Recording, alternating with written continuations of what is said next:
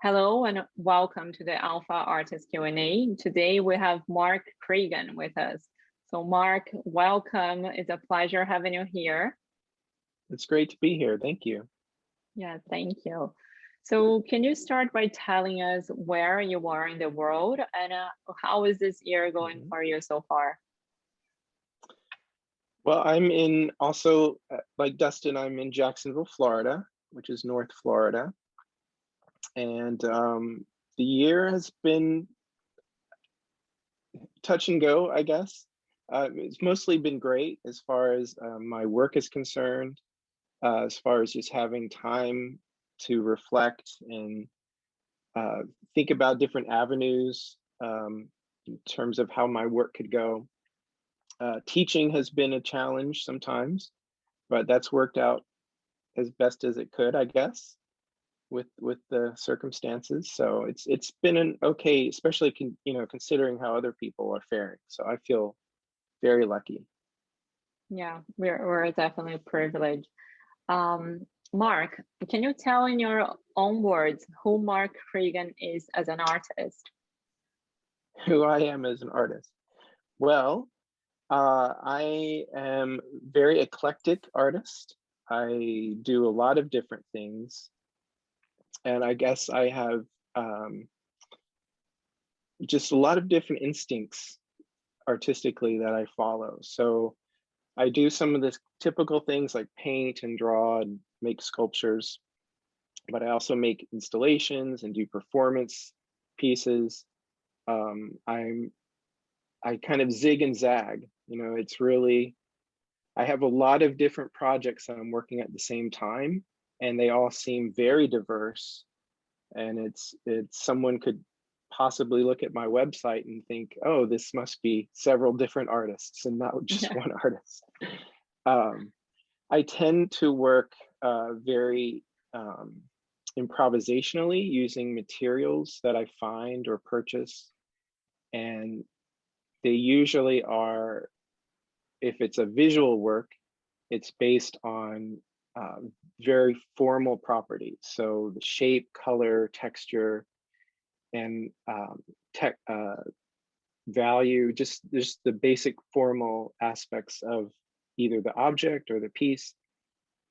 And I have these different instincts. So in one work, I might work very loosely and gesturally, building up a lot of materials on top of each other and making something that seems, I guess, more like a action type painting versus another work which I might make very tight and very regimented with shapes that are all the same sizes and proportions with hard edges, but Mhm. they all tend to have pretty bright colors and playful. There's a playful nature, I think, to all the work. Yeah, for sure. I can definitely see that on your work. And how did this all started? When did you find out that you were an artist, and how was that process for you? Yeah, well, I grew up relatively poor. My mom did own a uh, hair salon and a wig shop when I was really little, and my father died when I was young. I pretty much just lived in Florida. So I was born in Tampa, then we lived in Jacksonville, then in Orlando, where Disney World is, then back to Jacksonville. So I was pretty much a Florida kid, an only child, basically. So I had a lot of time on my own where I could create and used to make comic books, kind of like Dustin too, but also write little skits and plays. And when I was a kid, I wanted to be on Saturday Night Live and also write and draw for Mad Magazine. So those were some of my aspirations. But I didn't really know what an artist was. Like, unlike Dustin, I didn't get to go to museums and stuff because my mom, or it just wasn't in our family just to think about art. But when I was in college, my first or second year, I took a drawing class just because I thought, well, this will be pretty easy. I know how to draw, and I was able to draw all through high school, but I didn't take any art classes in high school. But in college, I took an art class, a drawing class, and it just something just clicked. Like I realized, oh, I could actually do this. This is something people are. They're artists. And Mm-hmm. also, my teacher at the time inspired me too, because I knew from the outset that I wanted to teach as well. That's amazing and so cool. I think it definitely is one of those professions that it's beyond rationality. You know, it's something that you just feel in your body and you have to do it. So it's very cool to hear you saying all of this. I would love to know, how do you think that Florida, being from Florida and your background, your surroundings inspired you, and how that impacted your work, your creations? Yeah, I think probably like a lot of artists, where they grew up, it really influences their work. In my case, so I lived as a kid, I grew up in the 70s. I was born in 71. So there was something about Florida in the 70s and early 80s that was almost like this wild place, especially in those days when, my mom would, I'd come home from school and I would just be outside all the time. And so Mm-hmm. I lived in a lot of different areas. So in Jacksonville, there's a river and there's the beach. In Tampa, there's the another different type of beach on the west coast of Florida. And in Orlando, it's just a bunch of lakes. And so you go, um, ride your bike and go fishing and stuff like that. So a lot of outdoor activities when I was a kid. And a lot of just, I remember just very colorful, like all the houses just having these bright colors, not quite as bright as you would see in Miami, perhaps, but still that sort of look with the really pastel type of um, coloration of the houses and architecture. Certainly in Orlando was there as well. So I think that just having this nostalgic sense of color and smells, just a lot of beach smells, and all of that just sort of seeped into my memory. And I Mm-hmm. definitely, in terms of color choices, and some in terms of shape, the types of shapes that I use and the objects that I use definitely stem from my experiences growing up in Florida.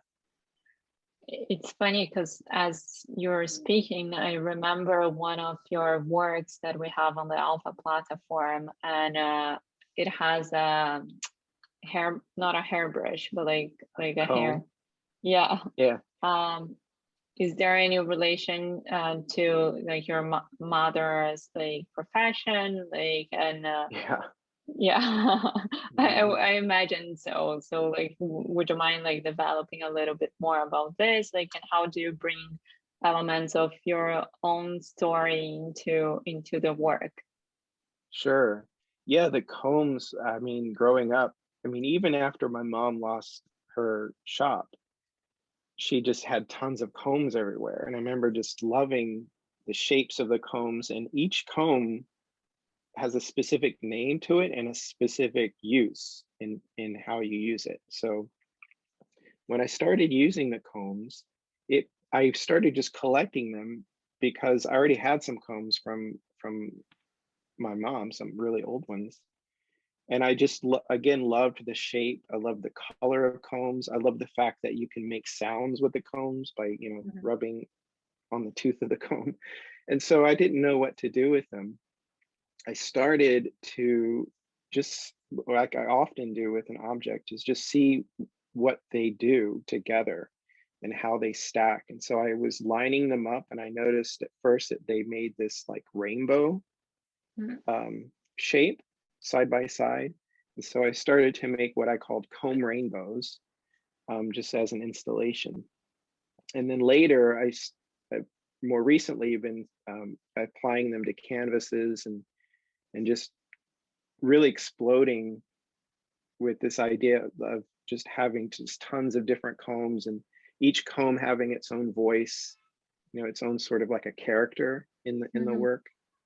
But it's definitely another nostalgic aspect where like I just loved being around combs when I was a kid and just playing with Yeah. them. I mean, they were kind of like toys or plastic. So Yeah, yeah. no, absolutely. And I think like what Dustin mentioned before, like that creativity that we have when we were kids, like and memories from childhood sometimes thinking about that like helps like amplifying your creativity too.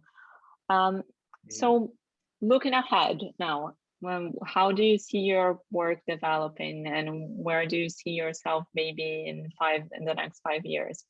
Hmm. Uh, well, in terms of the work, I think that I'm always trying to push it forward in terms of how it could be displayed in different ways.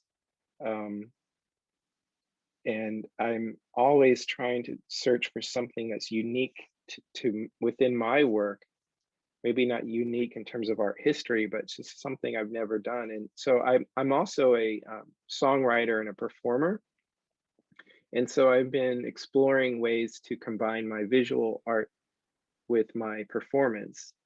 And so I recently just did a performance that incorporated my songs as well as my paintings and some of my aesthetic tastes as far as the background Mm-hmm.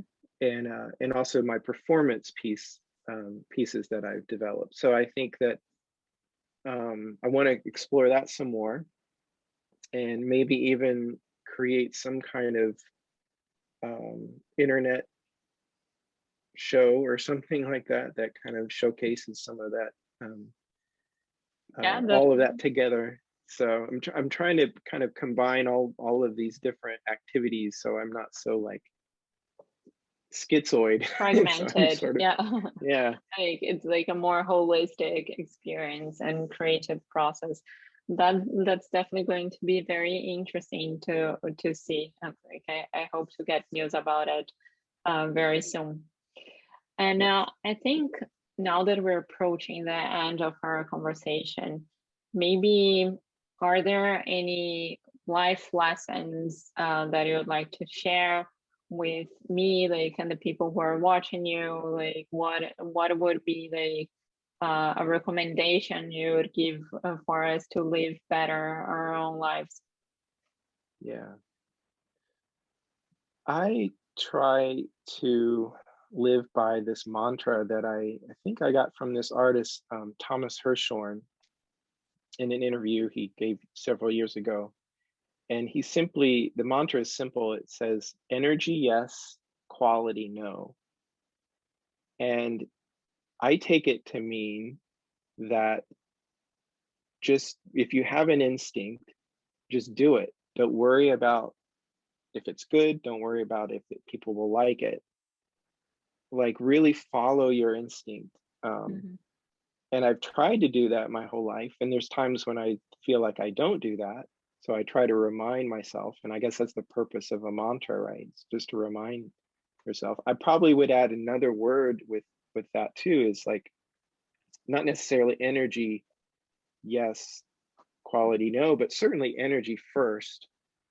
And Mm-hmm. then have through doing something, then you have an understanding of what it is you did and then you can think about quality. So once you Mm-hmm. do something, then you can reflect on it and what is quality to you as a Mm-hmm. creator or a person in your life. So I'm not saying that always jump first, but I think we have a tendency to, at least I do. Um, my fear is to not jump when I Mm-hmm. should, you know. Yes, I definitely share a lot of this. Yeah. And I do believe there are a lot of artists who struggle with this, not only artists, but like creative people who struggle with the same problem because we're self-reflecting like and overly critical a lot of the times. So I think just allowing this like inner like energy to like come out like and materialize in whatever creation you're working on is very important, and polishment comes later. So Right. it makes a lot of sense to me. Well, Great. Mark, thank you so much. It's Thank a you. Thank short you. interview, but like it's very helpful to hear from you. Like, and it definitely adds a lot to the beautiful experience we already have by like being in contact with your works. So thank you for participating on this. And Oh, for you're those who welcome. are watching, stay tuned. There are more to come.